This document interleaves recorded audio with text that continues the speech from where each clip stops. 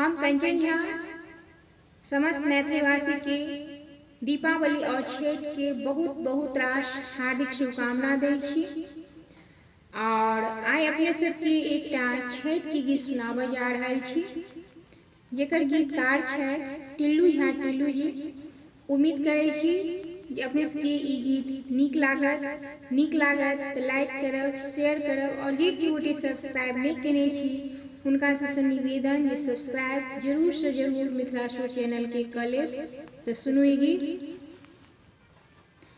अदिति के पुत्र है आदित्य देव, एलौं शरण में तोर, एलौं शरण में तोर।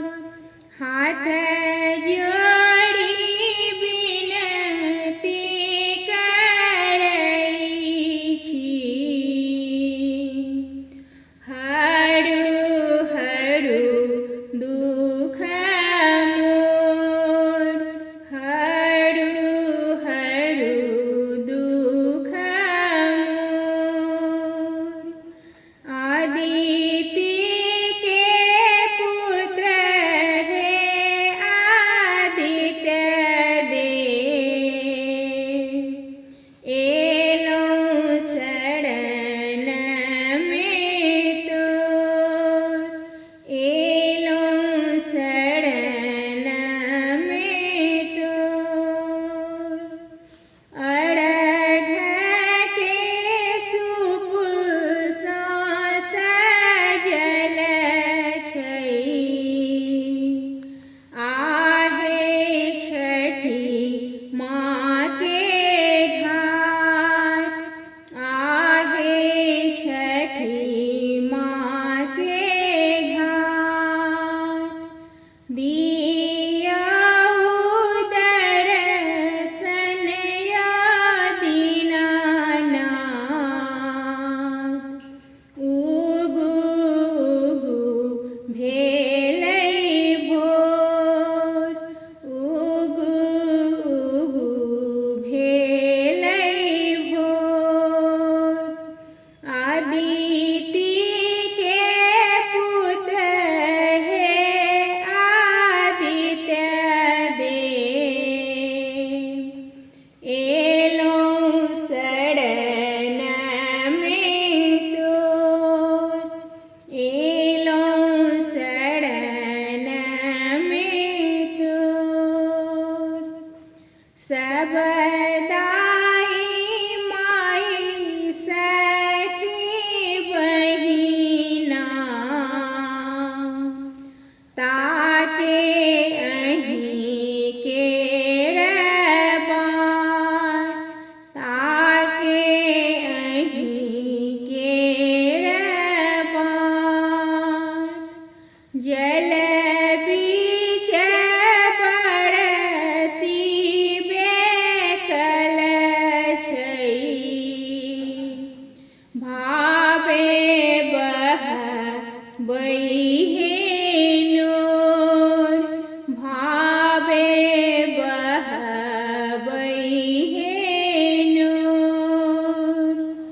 अदिति के पुत्र है आदित्य देव, एलौं शरण में तोर, एलौं शरण में तोर।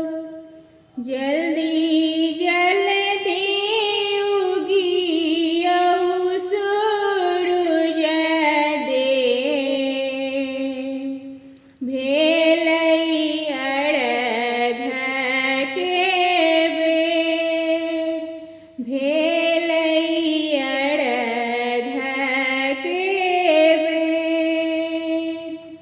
भक्ति न भगत मगन छै,